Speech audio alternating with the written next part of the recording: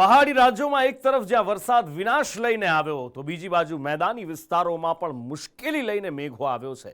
રાજધાની દિલ્હી પાણી પાણી થઈ ગયું અને દિલ્હીમાં લીકેજ પરની રાજનીતિ ગરમાઈ, સાથે જ પિંક સિટી જયપુર ડૂબતી જોવા મળી અને મહારાષ્ટ્રમાં પણ આફત એમની એમ ઉભેલી જોવા મળી। પહાડો સાથે મેદાનમાં આવી આફત, અનેક રાજ્યોમાં મુશ્કેલીનો વરસાદ, નવી સંસદમાં પણ ટપક્યું પાણી। એક તરફ જ્યાં પહાડી રાજ્યોમાં વાદળ ફાટ્યા છે, પહાડો તૂટ્યા છે અને જાણે પ્રલય આવી ગયો છે, ત્યાં મેદાની રાજ્યોમાં પણ મુશ્કેલીનો વરસાદ વરસ્યો છે। રાજધાની દિલ્હી ફરી એકવાર પાણી પાણી થઈ ગઈ, પણ આ વખતે ચર્ચા દિલ્હી પાણી પાણી થવા કરતા વધારે સંસદથી સામે આવેલી તસવીરોએ જગાવી છે। ભારે વરસાદના કારણે નવી સંસદમાં એક છત ટપકતા તેની નીચે ડોલ મૂકવામાં આવી, જેણે વિપક્ષને ટપકતી રાજનીતિ આપી છે। કોંગ્રેસ અને સમાજવાદી પાર્ટીના નેતાઓ આ વિડીયો સોશિયલ મીડિયા પર શેર કરી સરકાર પર કટાક્ષ કરી રહ્યા છે।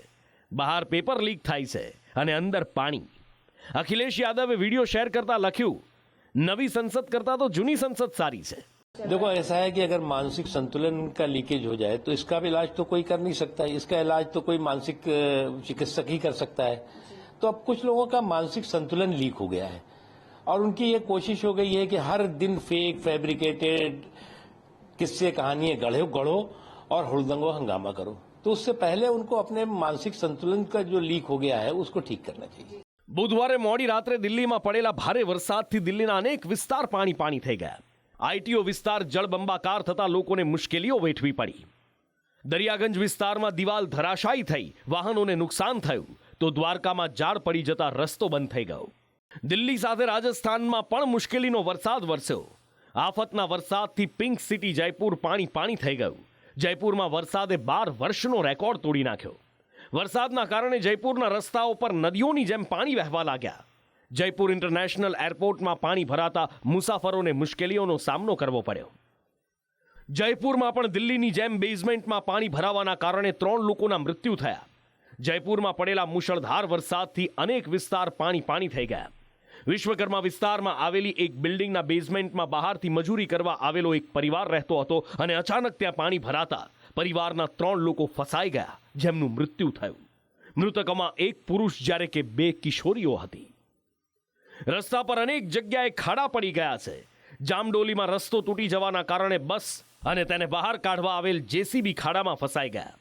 સાથે જ પાડોશી રાજ્ય મહારાષ્ટ્રમાં પણ આફતનો વરસાદ વરસ્યો છે। મુંબઈ, પુણે સહિત અનેક જિલ્લામાં ભારે વરસાદનો કહેર જોવા મળ્યો। સતત વરસી રહેલા વરસાદથી નદી નાળામાં ધસમસતો પ્રવાહ જોવા મળ્યો। નાસિક સુરગનાના આંબોડામાં નદી પર પુલ ન હોવાના કારણે આ વિસ્તારના લોકોને નદીમાં ઉતરી જીવના જોખમે આ જ રીતે નદી પાર કરવી પડે છે। काम बहुत रिस्क है, क्योंकि जब बारिश आते हैं तब हमारे को बहुत दिक्कत है।